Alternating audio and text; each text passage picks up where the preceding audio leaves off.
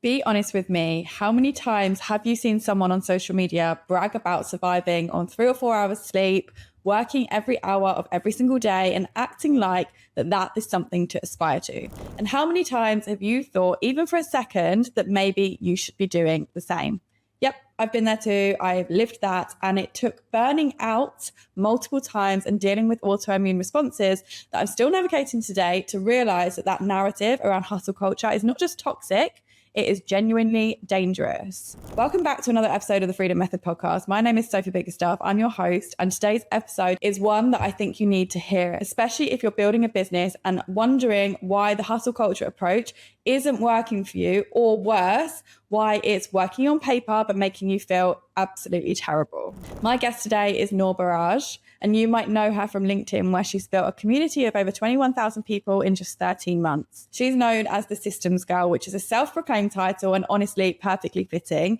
And Noor spent years scaling companies to 7 figures, working her way from sales rep to COO to partner, and going through her own cycles of burnout in the process.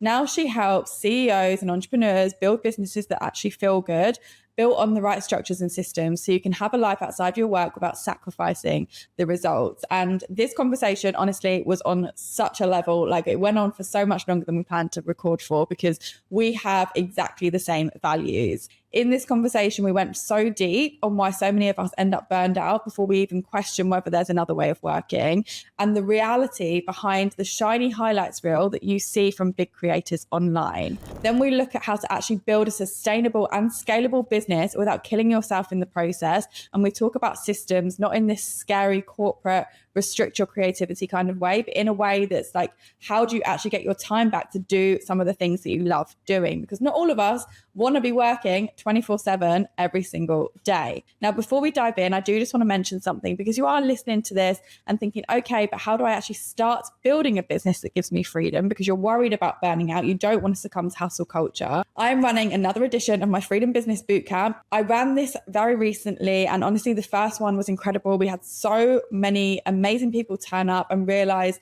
that they'd actually never actually asked themselves what they want in their life. Now, in the session, we're going to do a visualization exercise that is going to help you identify, what do you want your ideal freedom life to look like? And then we're going to map out your freedom first business idea and the offer that you're going to put out to the world to make sure that it fits the dream lifestyle that you want to create. Because why on earth would you build a business that doesn't align with the lifestyle that you actually want to be living? We delve into so much more detail on how to actually go about creating that in this episode. But if you want to learn how to put that into practical action steps, come and join the bootcamp. It is completely free, and it is the starting point that is basically what this episode is all about. The link to come and get your slot is in the show notes, so make sure you grab your space. So let's get into this episode. I'm really, really excited and energized by this recording today, because really me and Noor have so much in common, and we are on a mission, both of us, to change the narrative around hustle culture and what it means to actually work hard to achieve our own versions of success. So let's jump into it. Hi, Noor. Welcome to the Freedom Method podcast. How are you? I'm good. Thank you so much for having me. How are you? I'm good, thank you. And you are welcome. It's nice to chat to you. And I want to jump straight in and ask a big question, because I've seen that on LinkedIn you are known as the Systems Girl, and I want to understand, where did you get this name? So number one, it's like a self-proclaimed. Like no one has. It's like a self-dubbed thing. But when I started my LinkedIn journey, so November 20, so end of November, beginning of December 2024, is that right? Yes. I was trying to figure out like what I wanted to be known for, and like how I wanted people to identify me and like recognize me. And I was doing some research, and I was looking at people in the space, and I came across someone who had called himself the Systems Guy. And I thought, oh, that's really, really cool. And I had kind of looked at some of his content, resonated with pieces of it. And I started looking around for like a systems woman or a systems girl, or I don't know, the female version of that. And I couldn't find one. And I thought, oh, like this is really, really cool. It's very simple. I think part of my brand is that I am like female, and I mainly work with other women as well. And I thought, okay, that could be like an interesting thing. And I knew that if it didn't hit, or, you know, if I eventually changed my mind, I could just remove it. But I popped that into like I think it's the first thing that I had written as my headline on LinkedIn. And then it kind of stuck. And then people now, like, I guess, know me as that. And I've had people who don't know my name, but will call me like the systems girl. And I'm like, okay, like that's pretty cool. And I think it's a nice way to just highlight and indicate, you know, what I talk about and like what I stand for and stuff. Because systems is such a broad term, and it does, it embodies so much. So I still like it, and I don't think I have plans to change it anytime soon. I love it. And I love a self-proclaimed name is the best. And you said something there that it really encapsulates kind of what you stand for. So I'd love to hear kind of more about you, what you do, and what you do stand for.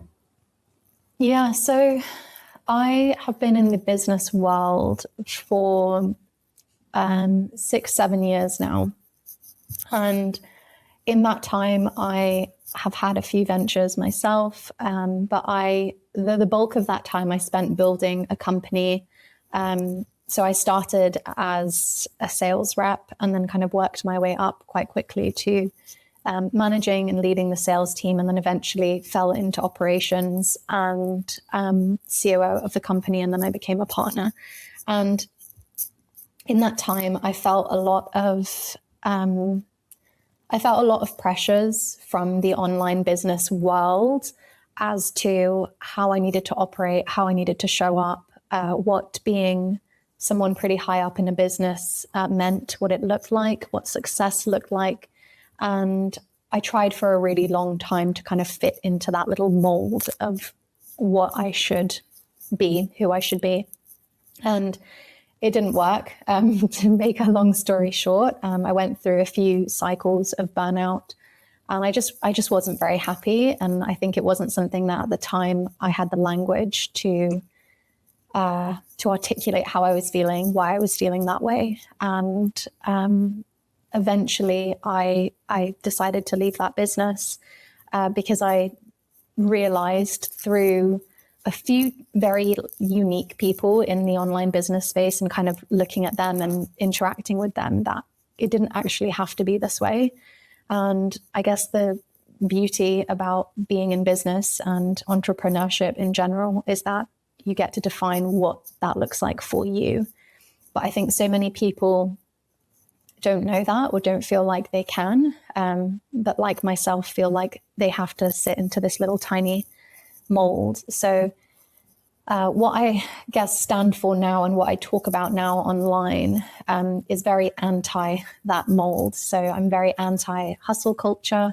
I think that we can build businesses, we can build personal brands, we can build movements and community without sacrificing ourselves in the process. And I think that majority of us as humans are not two-dimensional beings. There is so much to us outside of business.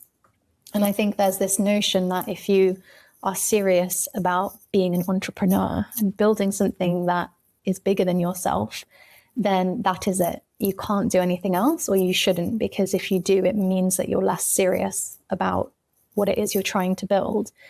And that was something that I found really, really difficult, and I really grappled with for a really long time, because I have a degree in literature and philosophy. I love reading. I love the theater. I recently have fallen into doing ballet. Like, there's so much more that I am excited by aside from business, but that doesn't mean that I don't love what I do and I'm not passionate about what I do. So essentially what I do now is I help people build with intention. And systems are really at the crux of how I do that. So I believe that if you have the right structures and systems supporting you and the people around you, if you work with people, even if that's assistants or, agencies, third parties, if you have those things in place, you actually can build a much more freedom than what we are traditionally told and what we see online, which is just hustle, like hustle, just make it happen. And all of these like really weird, obscure things that we're told. And that's essentially the work that I've been doing for a year and a half now. Amazing. I love that, because I feel like we're on a very similar mission to change the way that people think, speak, act in their business, because exactly what you just said, it doesn't have to be that way. You don't have to get to a point of burnout. And I know that both of us have gone through our own versions of burnout, our own versions of like succumbing to that hustle culture narrative that is so prominent online. And quite honestly, it's dangerous. It's scary. It's really toxic. And unfortunately, a lot of people don't realize that until they've had to go through the burnout and go through all of the challenges that come with wearing yourself down so much from trying to live up to somebody else's version of success, do all of the things that you think you should be doing. And it gets to a point for many people where they have to burn out to learn that lesson. And one thing that I think both of us are trying to do is like share that it literally doesn't have to be that way. You could build with intention, learn from our mistakes, if you like, of going through those burnouts. And maybe they're not even mistakes, it's all just a lesson, right? But for me personally, it's had a massive detrimental impact on my health of going through these burnout cycles. I had multiple burnouts, and I really just want to spread that awareness, because I think I hate nothing more than when I jump onto LinkedIn and someone is bragging about the fact that they're surviving on 4 hours sleep, that they are working all hours of the day, and they probably don't have any systems in place to support them, because that's why they're having to work in that way. But they're trying to show that that's success, that's what it should be to be an entrepreneur. And I think that narrative is super, super damaging. And it scares me, honestly, that so many people are promoting that as like a normal way to run a business, when, as you say, it does not have to be that way. It is. I think scary is the right feeling. It is really scary, because a lot of these people have really large audiences. I don't have hundreds of thousands of people in my ecosystem, but I have a fair few. And I feel a tremendous responsibility to, I don't want to say expose, because that sounds a little bit aggressive, but to be really, really honest. And with the work that I have done as well, the company that I was at for 4.5 years, they were a coaching company that helped people grow online using social media. And because of that, I have been behind the scenes of some pretty big creator-led businesses. And what we see online is X amount of revenue hit in whatever amount of time. And we see growth, and we see all of these opportunities, speaking engagements. We see I'm being flown out by Adobe or whatever it is. What we don't see is the conversations that I've had behind the scenes with these people, where they are exhausted, where they have all these health issues as well. And they're like constantly getting blood work because they can't figure out what's wrong. And they are sleeping 3-4 hours a night, and they don't show up like they want to show up internally for their team, because they're really reactive and they're running on no sleep and they're exhausted. And unfortunately, none of that is showcased online. And no one really talks about that. We talk about the wins, we see all the highlights, but we don't see what's really happening behind the scenes. And I think if more people saw the behind the scenes stuff, we would be having more conversations of, is that success? Is that really how we're measuring success, revenue? Or is it you're healthy, your central nervous system is not completely obliterated, you are happy, you have time for relationships and time to invest in relationships and high functioning relationships. You show up in a way that you're proud for your team.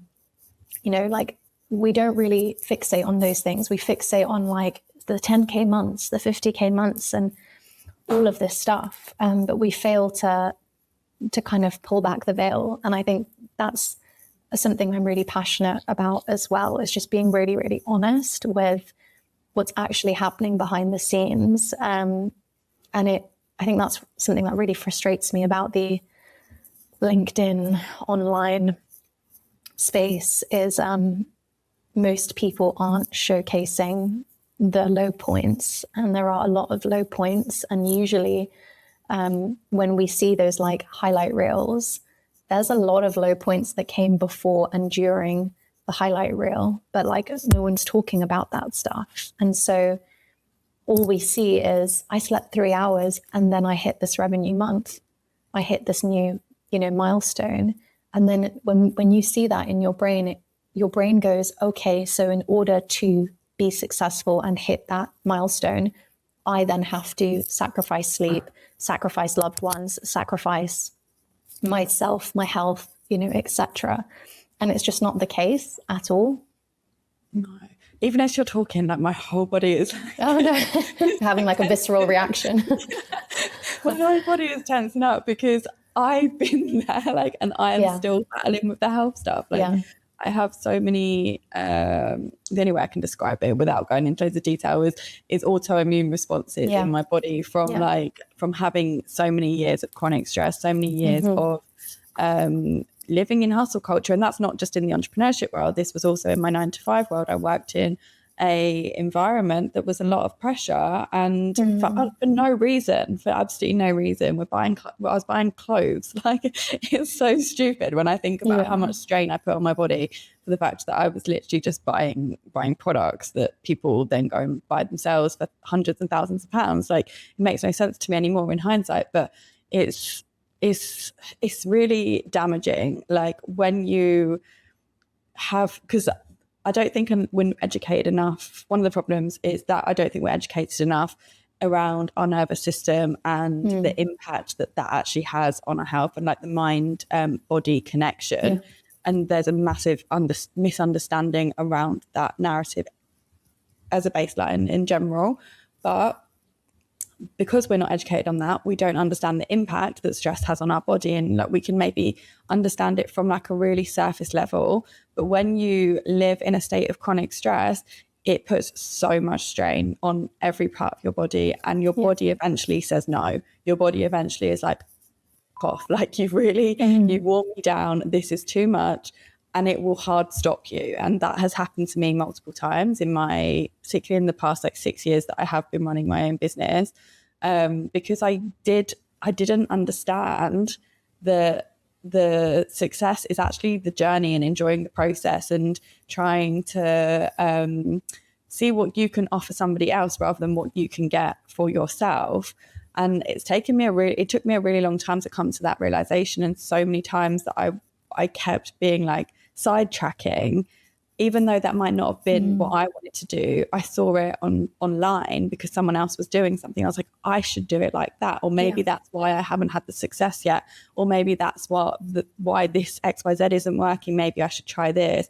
And then I was kind of like, I always describe it as trying to force a square peg into a round hole, and it just doesn't work. Like, when you were trying to force a strategy on yourself that doesn't align with your energy, your capacity, or even like what you want to do, there's a very small chance that it's going to be successful for you. And even if it is successful for you on paper with like the financial reward or whatever you deem to be successful, it's going to have a knock-on impact because you've tried to force yourself into a position that you shouldn't really be in. And for me personally, that's had like a really detrimental impact on my health that I'm still dealing with. Like, when you were mentioning going for the blood tests and things like that, trying to figure out what's wrong, still going through those processes now. And I've been dealing with this for probably, a long time, honestly, that I've been dealing with this, and there's still no real like conclusion as to what's actually wrong, because it's just my body is reacting to quite clearly pressure that I've put on it. And I'm not even consciously stressed right now. This is just a build up from many, many, many years of allowing myself to stay in a constant stress state. And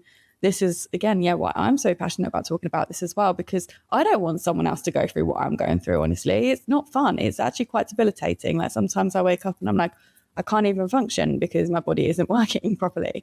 So it's not fun. I don't wish this on anybody else. And I really would love for more people like us to spread this narrative and start talking about like the realities, even if it's not your reality right now, like the things that you've learned in hindsight, for example, which is generally what I tend to share online, because I'm going through right now, sometimes I don't even understand.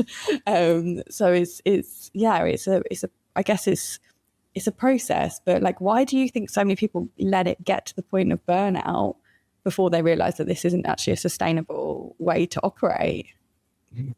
Yeah, that's such a good question, and one that I think hindsight is a really funny thing, because like yourself, like I was in that state for so long, and I don't think I really understood that there was a different way, because I didn't see that modeled. And so something that I've been actively trying to do for like my past self mainly is to model that. And it's really hard, because you're essentially unlearning like decades of what we've been taught, which is it's normal to work to the point of exhaustion. And if you want to, like, I'm a very type A person, like innately. I consider myself like a high achiever. I like get a lot of satisfaction from like doing things and achieving things. And for someone like myself, I think my issue, and I can only speak to my experience, and I guess everyone is different and has their own ways of going through this. But I think my issue was that I was going through this weird time where I was killing myself working towards a goal that wasn't even mine. So I was like, I really love business and I think I'm good at it. And in order to be successful, here are the things, abstractly that like I should do. And here's what my life should look like, because I was surrounded by other people who were like a little bit further ahead than me. And they all looked like they all met those criteria. So I was like, okay, so it's kind of normal to like really be stressed, like chronic stress all the time. And it's normal to like be working nonstop, to be available nonstop, to on weekends be like on my phone constantly replying to Slack messages. It's normal to like get together with people that I've met in the online space, but only for the purpose of like networking. Like I can't meet up with people if there isn't like an agenda of like, I can get something from you and you can get something from me. All of these things were like normal, revenue was like a big one, because we did like business coaching consulting. So I have to be achieving X amount like every single month. And like, I have to be growing. Like that can't just be my like norm. Like I have to always be moving past that. And then it got to a point where I was like out, like on the outside, I'm smashing it. Like everyone's telling me that I'm doing so well and I'm going places and I'm getting a lot of positive feedback, but I didn't feel good. And I was like, it was a lot of therapy, I'll be honest, and a lot of like inward work, where I was like, what is it that I actually want? Like, forget what other people are telling me I should do and how other people are telling me I should live my life. Like, what is it that I actually want? Like, what is going to make me happy? And I was like, I don't think I want to work all the time, which is such a like weird thing to say, because like if we're being honest with ourselves, like really, really, really honest, and I think this is the issue, it's a lot of people aren't there yet. A lot of people are not there and will not be honest with themselves because it's so ingrained in us. And like sometimes I still feel like a tiny semblance of like shame for being for saying online to however many thousands of people see that I actually don't want to be working all the time. And I also don't want to talk about business all the time. And there's still something embedded like deep in my psyche that's like, but people aren't going to take you as seriously. And I have to go back and like pull myself out and go, no, you're trying to model an intentional way of like living and working. And that means that you have to be honest. And the truth is, I don't want to work all the time. Like I have a lot of interests outside of business. Yes, I love what I do and I'm good at it. I don't want to do it all the time. Like my partner's not in the business world. I don't want to talk to him about business all the time. I also want to have friends where we don't talk about work. We talk about life and I don't know, like clothes and like fun things outside of the business world. And I read books. And initially I've always read like a lot of books, but I mainly read fiction. And there was a year, and I think it was 2021, and I track everything I read on Goodreads, where I was like aggressively trying to make myself read more business and personal development books, because everyone in my space was like, you should read this book, you should read this book. And I was like, I just want to read like Akatar, like I just want to read like fantasy and like contemporary fiction. Like I don't want to be reading business or personal development all the time. But I thought people would be like, oh, that's so weird. And now I'm like, I don't care.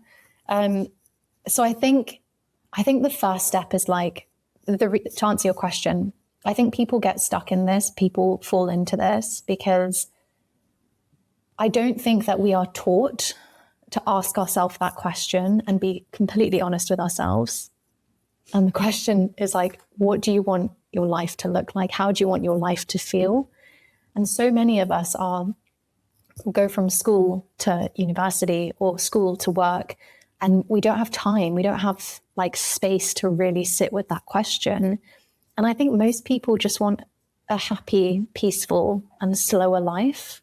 But we're taught that that's lazy, that that's not okay, that that's weird. And so there's this element of like shame with maybe going, I don't want to make 100 grand a month because what I would have to give up to get there is not worth it to me. Like my health, my relationships, my time, my sanity, my sleep.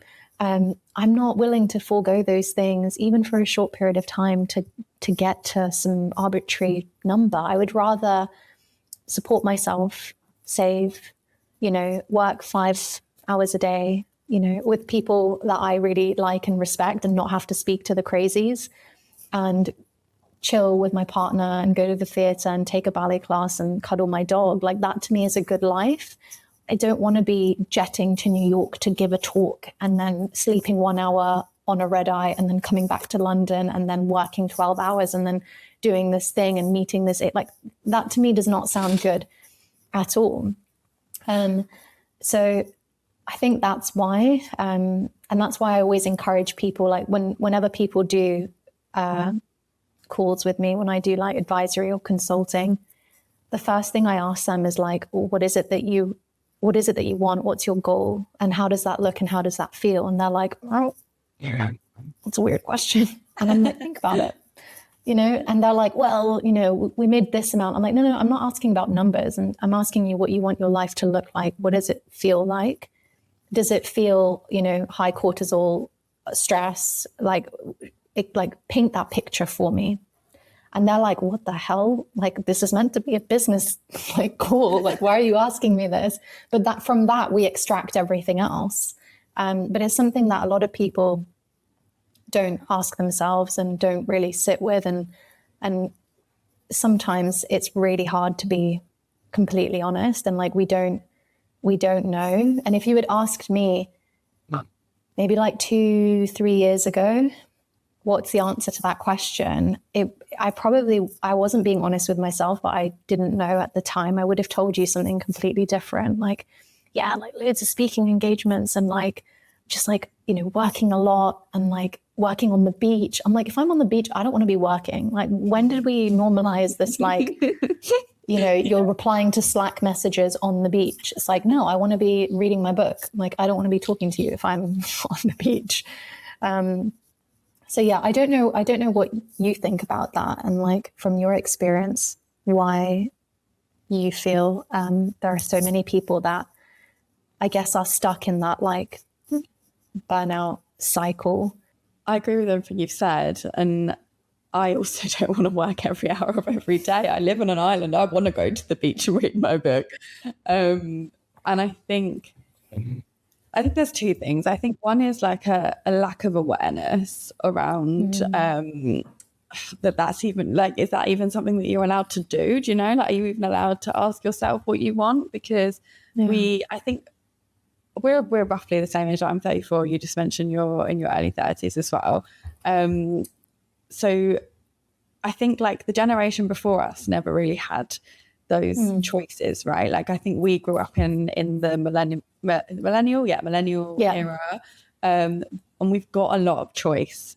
And I think the generation before us didn't have the same choices that we had, unfortunately. And I think a lot of it is like a generational thing where we've been conditioned by the people in the generation above us to feel like we have to live a certain way, and this is how it is, and this is society's expectations, this is the box that we're put in, because they lived that way and that was the box that they were put in, and there wasn't the opportunities that there are today.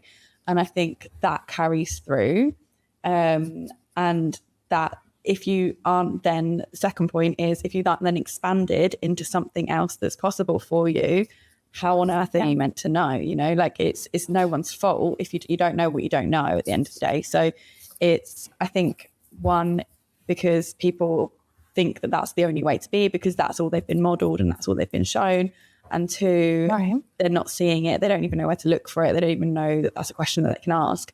And I think, like, for me personally, I didn't even know, like I've been a nomad now for 5 years, and I've lived all over the world, and like I would not have known that was possible for myself had I not have gone to Bali on holiday in 2017 with my ex-boyfriend and started seeing people in like coffee shops on their laptop in the middle of the day, and I was like, what the fuck are they doing?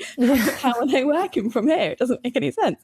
So I would never, like back when I was working in my corporate fashion job, there's no chance that I would have even imagined that this lifestyle could have been possible for me because I hadn't seen it to be true. I have always been someone that thinks bigger than like the average person, I would say. And like I was a bit of a rebel child where it was just like I said no to everything and was like, I'm not following the rules kind of thing. So I've always had that kind of part of in me that would suggest that I was going to go and live a slightly abnormal lifestyle.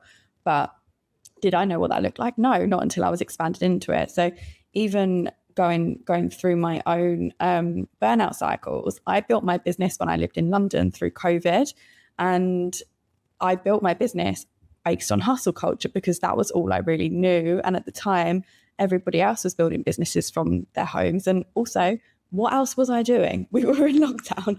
So there was absolutely nothing else for me to do. So I was working like 10, 12-hour days, and I was like really, really hustling, grinding to make things work. And then when I moved to Bali in 2021, I burnt out in Bali because I was trying to build my continue building my business based on what I had built in London.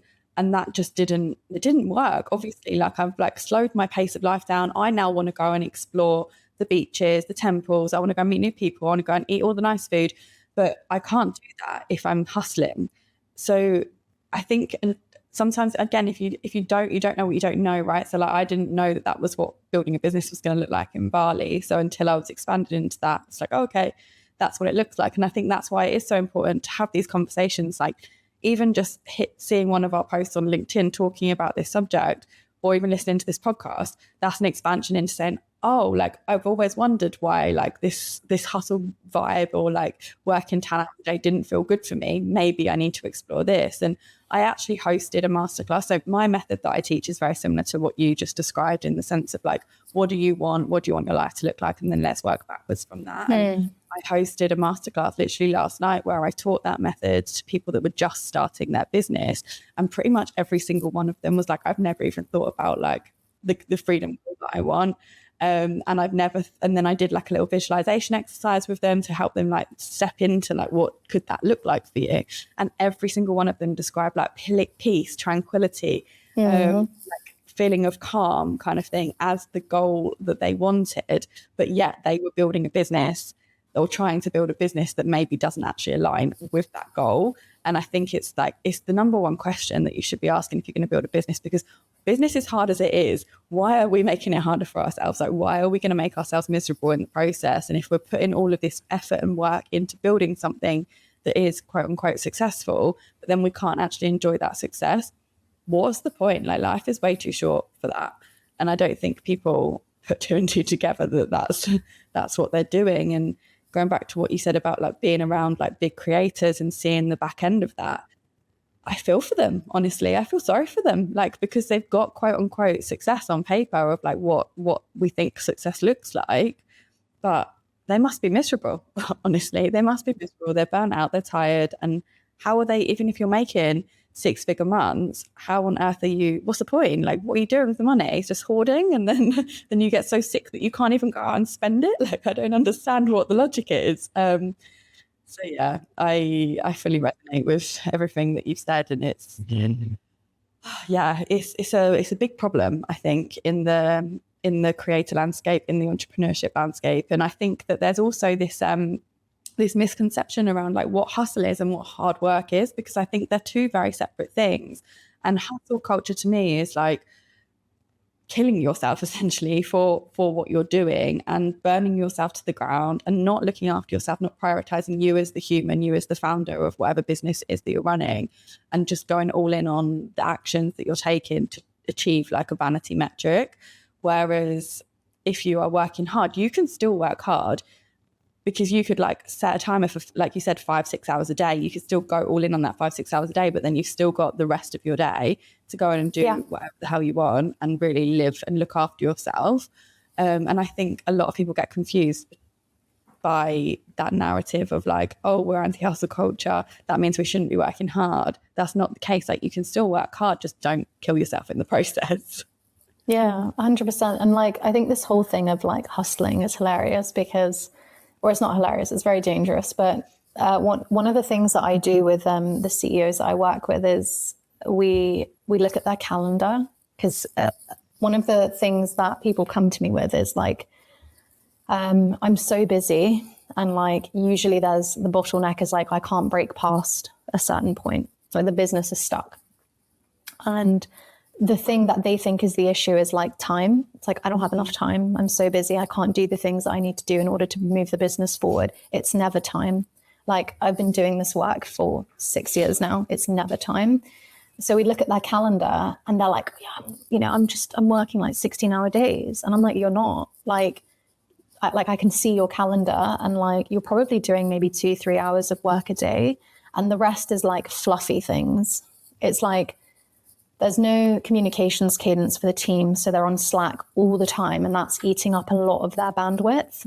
They're doing like silly calls that they don't need to be on because they have so many open loops in their head, because they don't have like a project management tool or anything like that. They sit down to like do a piece of work and their head is like somewhere else. So they actually can't do it, and it takes a lot longer than it needs to take. So I think this whole thing of like hustling, like, is just, it's a culmination of busy work and a lack of infrastructure that means that people think they are working 16 hours. They're not. They're just incredibly inefficient with their time. And if you input the right structures, then I often, in my experience, have found that like, they're like, oh, so much time now. I can do all of these things. And I'm like, yeah, like, it's great what happens when you have structures around you. 100%. And I'm definitely guilty of that, right? Like, I think everyone's guilty of that to some degree. And I think a lot of people are scared of systems, scared of like processes, because it feels like very corporate. And if you're a one-man band person, setting up that whole, one-man band business, setting up those systems takes away time from like making money. But actually that is a money-making activity, because it's going to give you more time to go and do the money-making activities. And in some case it can support those things. So talk to me a little bit about like what kind of systems you would put in place into like a one-man band business to really support that structure so that they can grow their revenue and they can achieve the financial goals, but still have the capacity and have the space to show up for themselves as well. Yeah, such a great question. I would say the first thing is what we mentioned earlier, is figuring out like what the goal is, like what is it that you want to get to. If it's, I want a life where I work 3 days a week, and of those 3 days, I only really need to speak to clients, I don't know, one and a half of those days. Like I have a meeting heavy day, and then like half of another day where I do like calls and stuff. So like figuring out what the goal is and being really honest and really specific as to like what that looks like. And then we reverse engineer everything. So for me, there's a lot of like nice to do's, which in business, as you know, there is a never ending list of things that you could do. Like I could be on YouTube, I could be on TikTok, I could be on Instagram, I could have like a newsletter that goes out once a week and has this nice structure. And then I send out 2 or 3 emails outside of that. Like there's a never ending list of things to do. But you don't have to do all of those things to get to your goal. So the next step after that is eliminate everything that is not going to contribute to you getting to that goal. So for me, something that I struggled with, I think at the beginning of this year, was for months, people had been telling me nonstop that I had to do video content. They were like, you need to get on YouTube, you need to get on Instagram, you need to do this, you need to do this. And I was like, yeah, maybe I should. Because, everyone's telling me that I should do this. And like, I get it, like, video content that you can build trust, and it feels a little bit more intimate than what I do on LinkedIn. So started doing video content. And then I was like, I kind of stopped myself after like a filming block. And I was like, why am I actually doing this? Like, what is this? What is the purpose here? And I was like, I'm not looking for more clients, and I get enough inquiries from LinkedIn. So if the goal was like, LinkedIn is not working for me and I need to bring in more business, then it would make sense to explore another platform. But I was like, I don't really know like what the purpose here is. And like, I don't love this. Like, it's not like I'm a natural writer. I'm not a natural like presenter, whatever you want to call it. So I was like, this is really silly. Like, I'm spending so much of my time doing this. I'm editing the videos because I'm really anal about this and I didn't want my assistant to do it. And it's not fun. Like, I'm not enjoying this and it's not contributing to where I want to be. Like, I want to spend less time at my desk, and this is not helping. This is like adding to like the things that I need to do. So I was like, I'm just going to like remove this. And then I had so much more time to like get on Substack, which is something that I had actually wanted to do. And Substack was great for me because one of the things that I wanted to do as part of like my vision for myself is build a movement behind what I call intentional productivity, rather than like being great work bees and, sitting at a desk for 15 hours a day. And Substack is allowing me to do that. So that made a lot of sense. So I would say having a clear goal and prioritization system is like the first thing. So understanding what it is you are trying to do, like where do you want to get to, and then reverse engineering that. And I go by quarter and then I break that down by month. So if I want to build a more hands-off business, then I need to have an offer that allows me to bring in revenue and is not so time intensive, because the main thing that I do right now is like advisory and consulting work, but that's dependent on me being present and like speaking to people. So that's like the focus of Q2 and Q3 for me. So breaking it down into projects, I would say is like the first step. The second thing is having a place to house those projects. So having a really, really simple project management tool. I think systems, as you said, get a bad rep because the things that people associate with them are like tech inflexibility, like systems put like restrictions on me and like what I can do, and I want to be creative and all that stuff. But it's actually the opposite. The right systems give you so much more freedom and really protect your time and your energy, which is so important in a world where we're constantly distracted. To put it bluntly, like there are so many distractions, like our phone is a massive distraction, social media, etc. So I use Notion. It doesn't have to be something like super techy. It can just be a simple like Kanban board where you know what you're doing. You have like sub items for each project, clear deadlines. If you work with an assistant or you have a team, then inputting like who's doing what. And then like having some I like putting categories because I do an audit every week where I look at where my time has been going. And so if I have categories, like, and broadly speaking, it's like sales, marketing, marketing being like content creation, social media, delivery, operations. I think that's it. Then I know like where my time is going. And I also use a calendar, which is, I would say, the next bit of this. My calendar is like my lifeline. Like everything I do goes in there. And I think when people see my calendar, they're like, that's really aggressive. But I start the week and I make sure that the things that are really important to me are already in there. So like date night with my partner is in there. If I'm seeing friends and have like things going on, that's in there.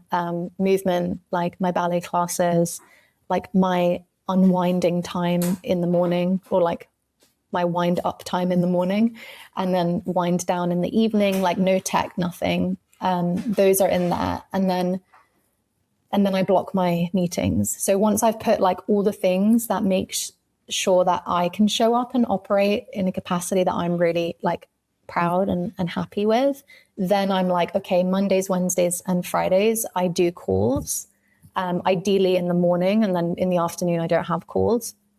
Tuesday, Thursday, I don't speak to people ever. And that's like focus time, creative time, and all that stuff. So that's how I structure my day. And I obviously use my project management to pull from that. So I have like action blocks where if my accountant is like, I need this from you, I'll like put that into my calendar and be like, okay, like he needs this from me, blah, blah, blah. So it doesn't have to be super complicated. Like for me, it's project management system, a calendar, and calendars are free, which is great. And then having a clear like goal and prioritization framework that allows me to stay focused and ensure that everything that I'm doing leads or stems from those goals. And that makes it really easy to then say no to things. Because one of the things that I kind of struggled with as my LinkedIn presence started growing is I started getting a lot more opportunities coming my way. And I think part of me was like, you have to say yes to everything, because then it's like ungrateful and like, I don't know how long this is going to last, or if it's just like, you know, ride the wave and then like things will die down. So I started saying yes to like every coffee, like, you know, let's do a coffee chat and all of these things. And I was like, I'm really tired. Like I'm saying yes to so many things. And I feel like I'm not going as deep with people that I'm interacting with, because I'm just doing so many of these like 15, 20-minute talks with some people who like really have nothing to do with what I talk about, but who just want to like pick my brains and stuff. So you have to like be mindful of those things. And I think having that clear goal setting, prioritization framework allows me to be like, no, this doesn't make sense for me right now. So I'm going to like politely decline. And then there's like a lot less guilt because I'm on my path and I'm just like cracking on and keeping my head down, and everything else is just noise. And I think you have to get really good with tuning out the noise and protecting yourself from the noise, because as we both have experienced, it can be really easy to fall into that cycle and be like, oh, like everyone's telling me to do this, and like maybe I should be doing this, and like, my God, the amount of like AI has replaced my entire thing. And I'm like, am I doing something wrong? Like, shall I be, you know, like using AI more? And then I'm like, no, and like, this is overinflated. And also if what this person's saying is true, then he's in a bit of a pickle, or will be in a bit of a pickle. So that would be my advice. And I would just keep it really simple. It doesn't have to be some like massive operation at all. Like Notion does everything that you would need if you are a one-man show or a one-woman show.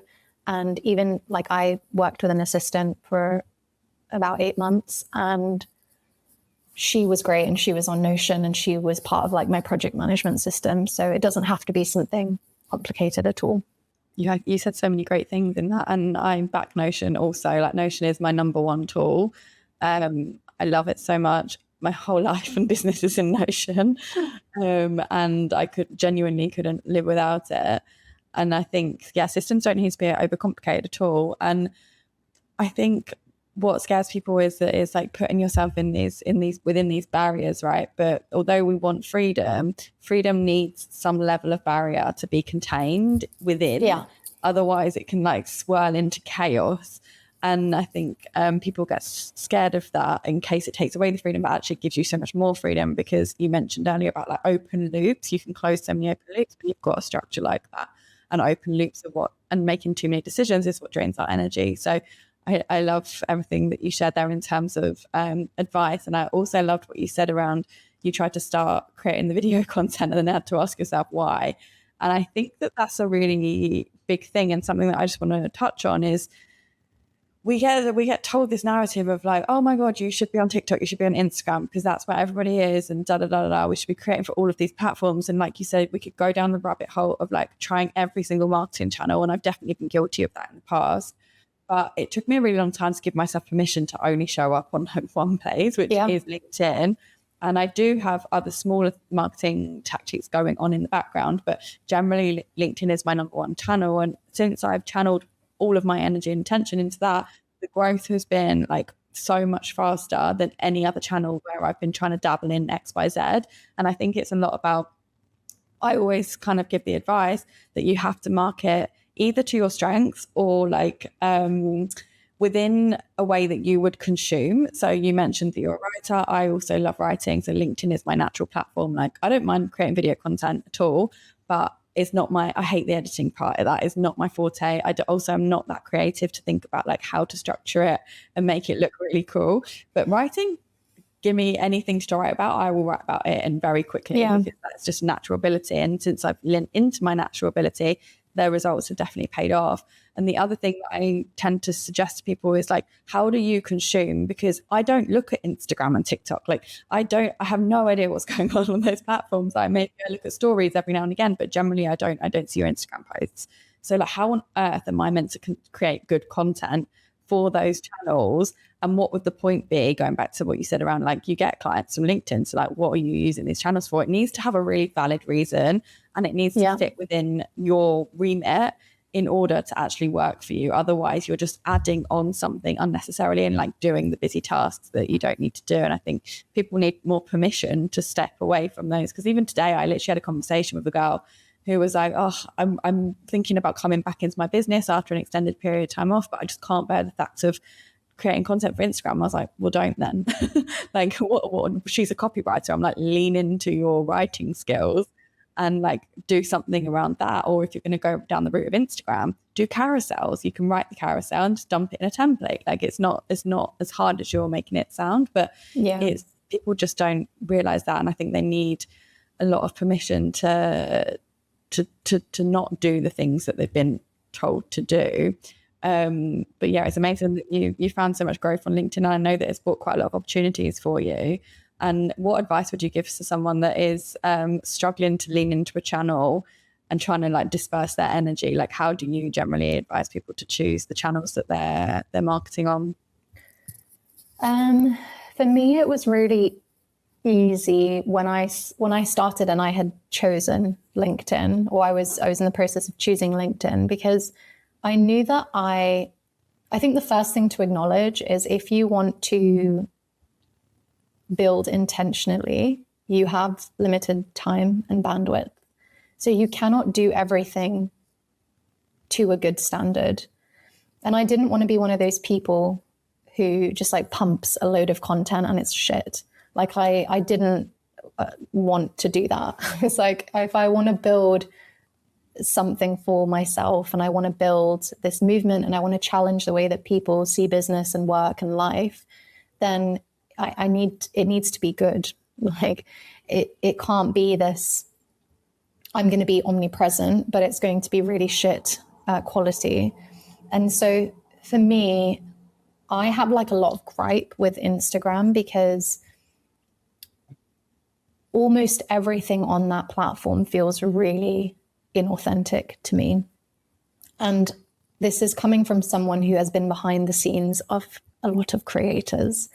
And my issue is I've met a lot of people who are quite big on Instagram primarily. And I was like, this person is this. And then I meet them and I'm like, it's a different person. And I've never wanted to do that. And so I think I had this mental block when it came to Instagram, where I was like, I don't want to perform for this platform. And if that's what it takes to get your content out there, I don't want to do that. And so LinkedIn for me just felt more natural. It felt like, I guess it felt more comfortable and more safe because I am happy to write and I get to sit behind a screen and I'm guarded to a degree, more so than I felt like I would be if I were to be myself on camera. So that's what made sense to me. I also think thinking about where your ideal client or your ideal audience is, like I work with business owners, solopreneurs, C-suite, they are all on LinkedIn. Most of them are not on Instagram for work. They are on Instagram for fun. So for me, my audience, it made sense for me to be on LinkedIn.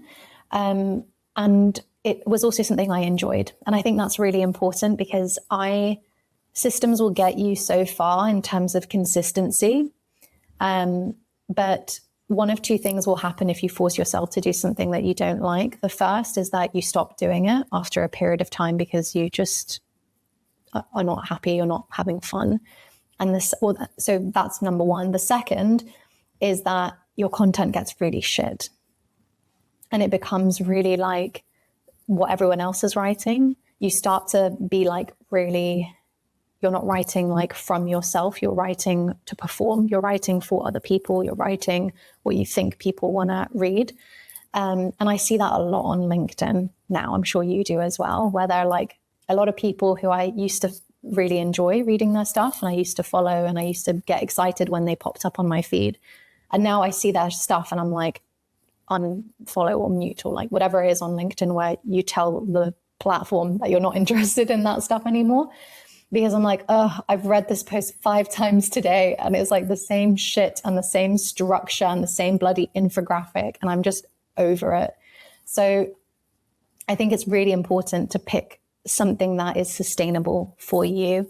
If you are naturally super creative and you love video and you love like orchestrating video and like a story, and then fabulous, TikTok, Instagram, YouTube shorts, like that stuff's for you.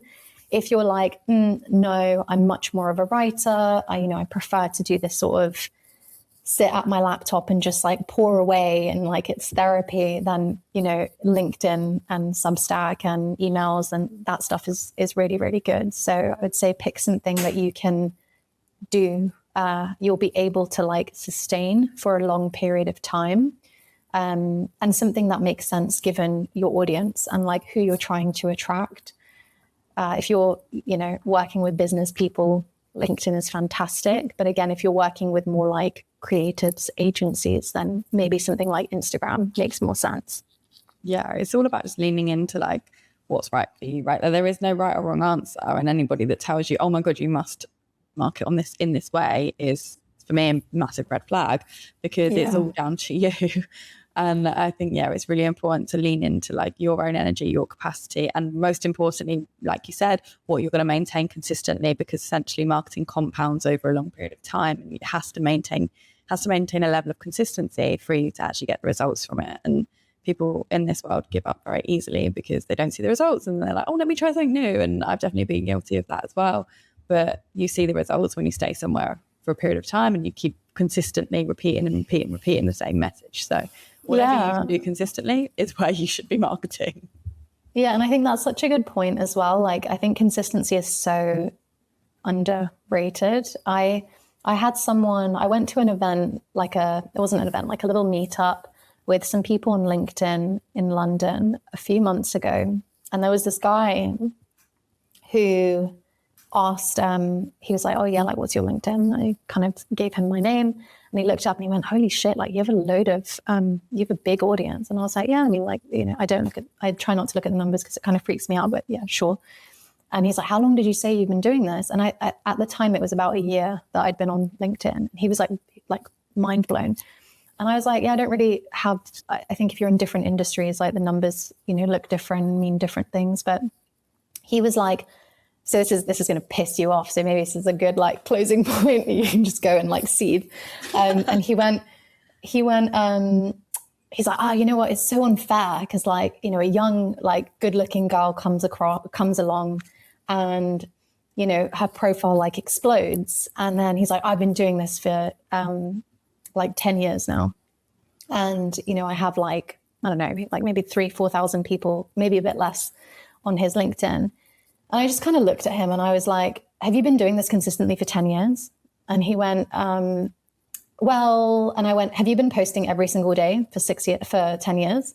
And he went, no. And I'm like, do you post every single day now? He was like, no, I post like, you know, once, you know, sometimes twice.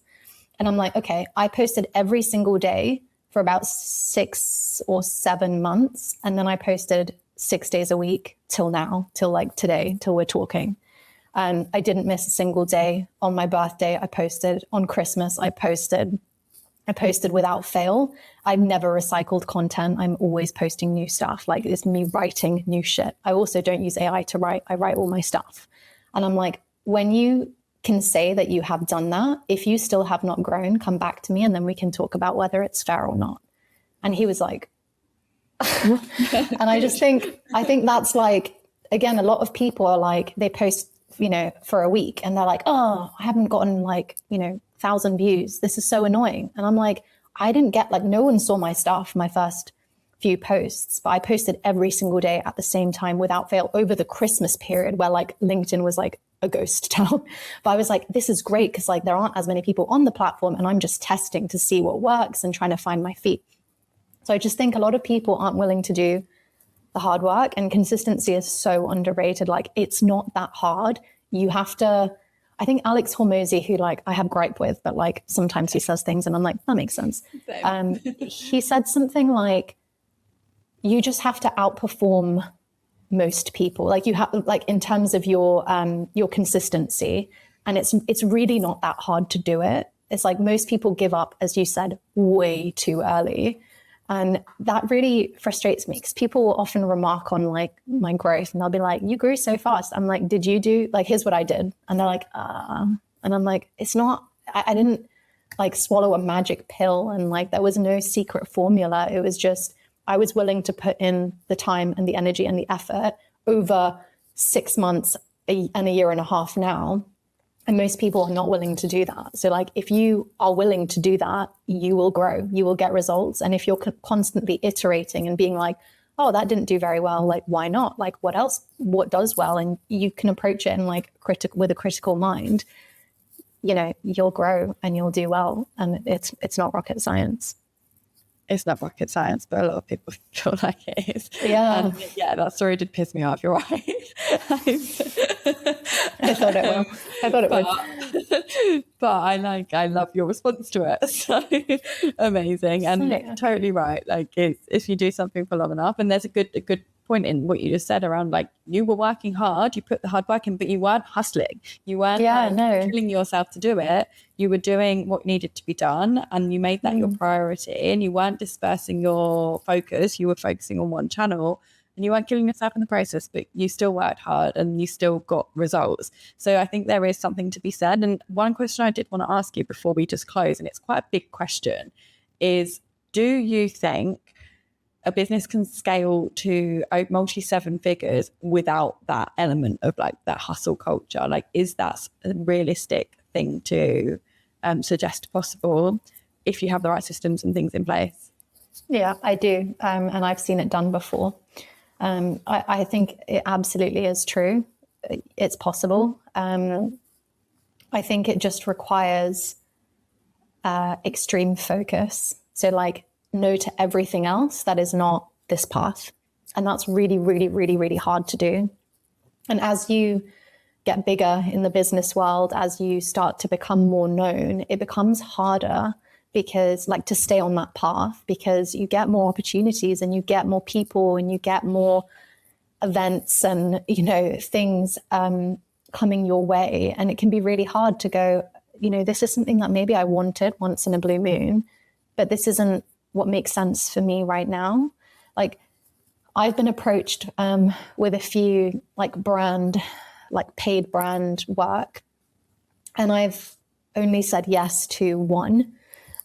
because it just didn't align. And I was like, I have my list of like the brands that I am happy to say yes to. And those are the things that like make sense given what I'm trying to build and like what tools I use right now. Like I don't want to promote something that I don't like love, especially because I think people who follow me know I'm very protective over my tech stack and it's very, very small and I want to keep it very, very small. So if I'm like, you know, yeah, Fiverr's great. I'm like, I don't bloody use Fiverr. So like, why am I promoting Fiverr? Or why am I promoting this thing that like I'm just not using right now?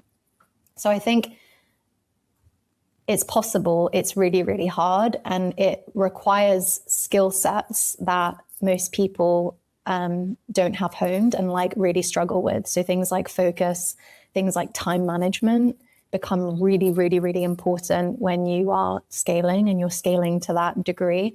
And I also think something to note as well is like, people talk about scaling as something that happens overnight and it doesn't, and it shouldn't as well, because if you scale too far, it's like building a house. If you don't build a solid foundation and you start building the roof is going to collapse. So scaling is something that makes sense when you have the right structure in place. And when you have the right structure in place, then it's something that happens at like generally a steady pace over time. But it's not like I hustled so hard in 1 month and now I'm at 7 figures. And if you look at people like Lara Acosta on LinkedIn is a good example. And I've worked with her closely, so I can say this. She launched her first product, I think it was 2.5 years after she started on LinkedIn. And people will see that and they'll see the launch of Literally Academy and go, oh, like 7 figures overnight, what the hell? But that's 2.5 years of her building an audience and her building that skill set and her building and like developing and honing in on like her knowledge base and the work that she did, you know, as a freelancer, as an agency, like behind the scenes, like getting all the information she needed to then build out this product. And people go, oh, like first launch, massive success, but they don't see the years behind the scenes of like what needed to happen for that to be an overnight success. There's no overnight success. It's just people fixate on that and don't look at the years of work that happened before. So it's possible. Systems are essential. I've seen people get to 7 figures without the right structures in place, and they hit 7 figures and then everything breaks and then they go back to making like 10K a month because everything collapses. They have to give out refunds. It just all goes to shit. And I'm like, why would you push yourself, kill yourself, as we were saying, to get to that milestone only to go all the way back to almost the beginning? Like, I just don't get it. It's wild. It is wild. And yeah, you speak my language. We're literally on the same page. And I loved that you used the analogy of the house. Like that's my go-to saying is like, you wouldn't build a house without building the foundations first. And like everything that I kind of stand for is like trying to build yourself a long-lasting, sustainable and scalable business. Yeah. And that doesn't mean you scale tomorrow or have the overnight success, because it doesn't exist. But you can build something with solid enough foundations that is going to last you into the future. And then it's also way easier to pivot in the future if you ever need or want to. So I think I love everything that you've shared. I'm conscious that we've gone way over time, but I feel like we could talk for hours about this subject. So I really appreciate all of your insights. I really resonate with everything that you've said. And just to close, I've got one question for you, which I like to ask every guest, and I think it's very relevant for this particular subject. Is what does freedom look like for you and mean for you in this current season of life that you're in? That's such a good question. I feel like I'm going to like reflect like by myself later and flesh that out. Peace is something that I'm thinking about a lot lately. My sister has just found out that she's pregnant with her first little baby, and I'm thinking about when the baby arrives at the end of the year, like what I want my life to look like and what energy I want to like have exuding from myself. And I think peace is something that I really thinking about and really trying to protect a lot more, especially as we said, with more growth in the online space and with having a personal brand or like an online presence, whatever you want to call that. That there is a lot of noise and there's a lot of opinions and there's a lot of there's a lot of opportunities that come your way and like work that comes my way where I'm like I could do this, but it would mean more hours. It would mean less flexibility. It would mean that I need to be on calls more, which I find like quite energetically draining. So I'm going to say no, because I don't need that right now. I'd rather protect my peace and spend more time writing and building and doing the work that I really like with the few people that I get to work with. So I think peace is probably what I would say. I love that. That's amazing. And I love the congratulations to your sister as well. Super exciting. And I hope by the end of the year, you're able to get to exactly where you want to be with that new arrival as well. So super exciting. And I really appreciate you taking the time to chat to me today and sharing everything that you've shared. If anyone wants to connect with you further, how can they reach you? LinkedIn is probably the best place. And I have... I'm active there like pretty much every day. I am trying to be better with replying to DMs, but I think with more like volume, it is harder, and it is me in there. Like I don't have anyone else who has access to my LinkedIn. But LinkedIn is the best place. Amazing. Well, thank you so much for joining me today. I really appreciate it. Thank you. No, thank you so much. We'll get to connect so fun. Soon. Yay. Yes. Thank you.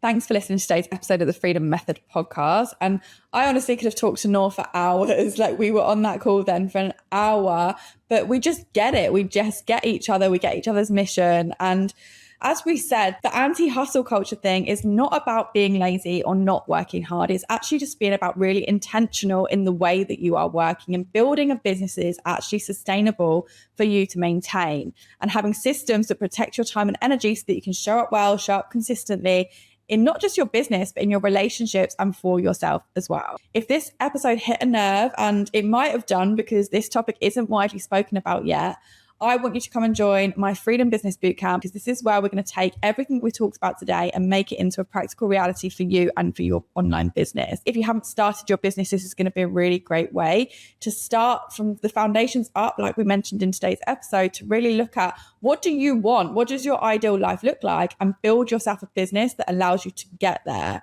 This is what we're going to be working through in that session. I'm going to teach you how to build an offer that aligns with that goal, and also how to target people to sell your offer to.